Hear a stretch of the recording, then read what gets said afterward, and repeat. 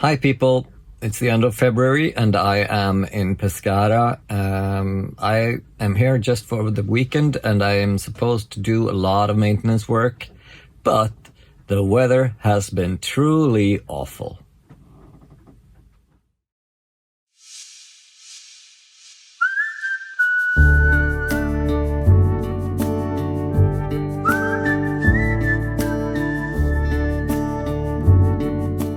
Last time on She Rose the Waves I told you about the legend of Sedna and why that's the new name for our boat. And I started our mile-long to-do list.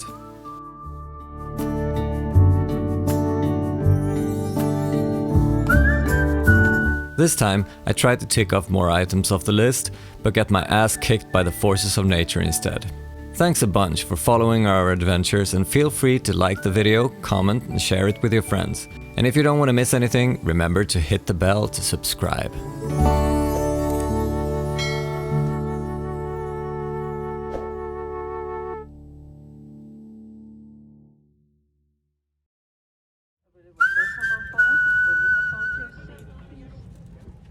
Once again, up with the sun.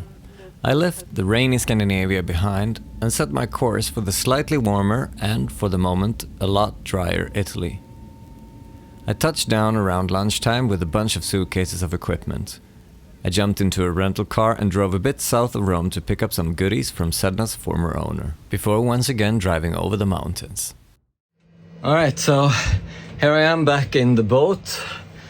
It is now the end of February, and I actually flew into Rome and I drove by Tino, the old owner's home, a nice little vineyard outside of Rome, and I picked up something interesting. Namely this little box.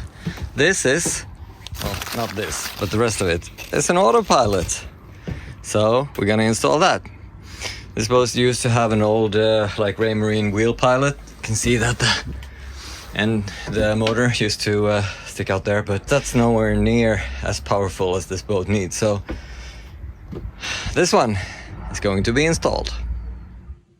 So this is the party of NMEA 2000 stuff that's going to have to be connected in some kind of network through the entire boat. Wish me luck. And I also bought 3 huge suitcases, or huge, medium, not so huge. With a lot of goodies. So let's see what's going on this weekend.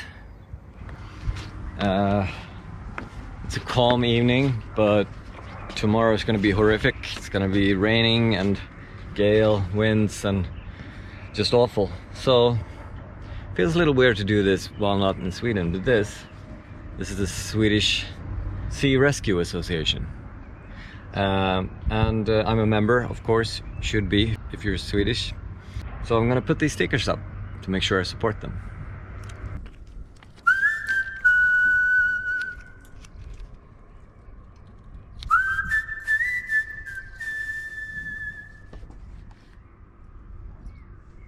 Good night, Lazie. Good night, Captain. Sleep tight and don't let the bed bugs bite. Jesus, man, I'm not kidding. It was seriously like they flipped the switch at 3 a.m. and just mayhem broke loose. Whew. Gusting to 40, keeping 30 knots steady.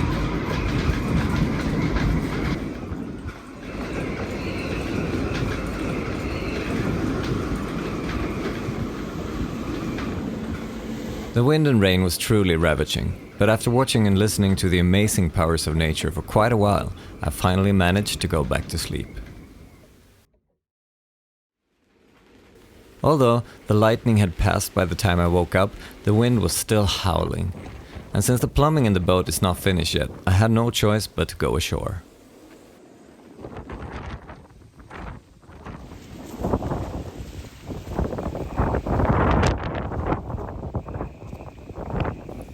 But the weather couldn't stop me from trying to get things done, so I crawled into the bilge, the cabinets and the engine room to get all the network wires installed. All while Sedna was healing pretty bad from the wind, even in the protection of the breakwater. First, I installed the NAC3 computer and the electronic compass for the autopilot. Then I tried to figure out how to get it all connected by NMEA 2000 with the old SeaTalk network and the Vulcan chart plotters. Well, that worked. That's great. So the power's down.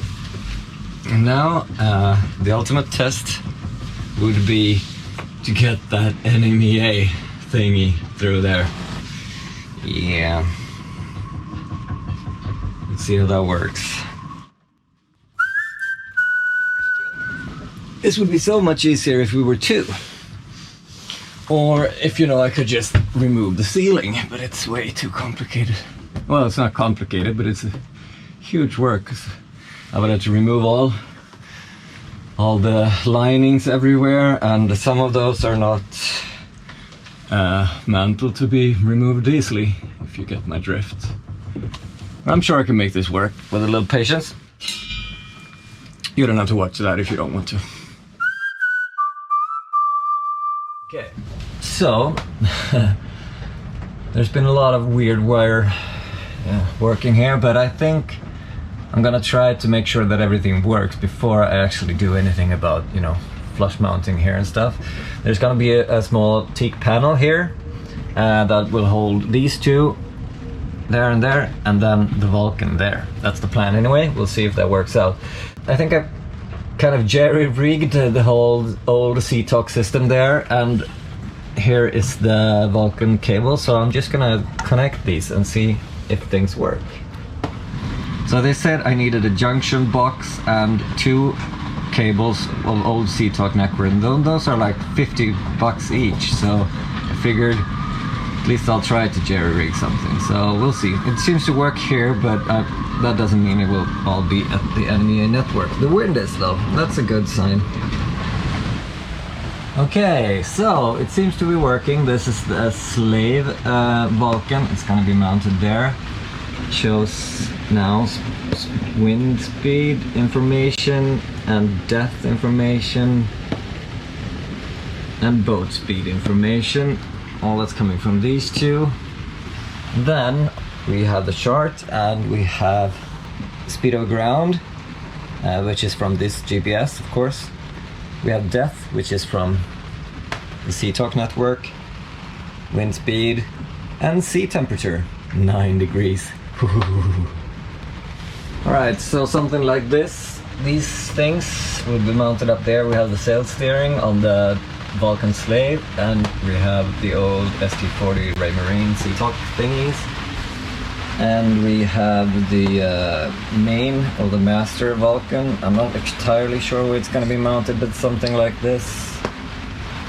So I can reach it easily while standing and also while sitting.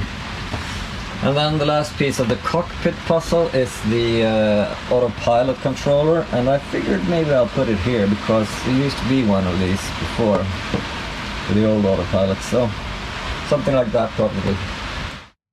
After a couple of hours of pulling pilot strings and wires through way too cramped places, I finally got some actual results. Yes! Success! NMEA and power. Whoop! On my list was also to install the hydraulic pump for the autopilot, but after looking around in the compartments under my bed and the bird nest behind the helm, I realized I had to do some more research before starting that endeavor. Yeah, so last night in the new boat this time, I have a whole lot of new ideas, new stuff that needs to get done before I sail her away. So I guess I won't be that long until I come back. But until next time, take care.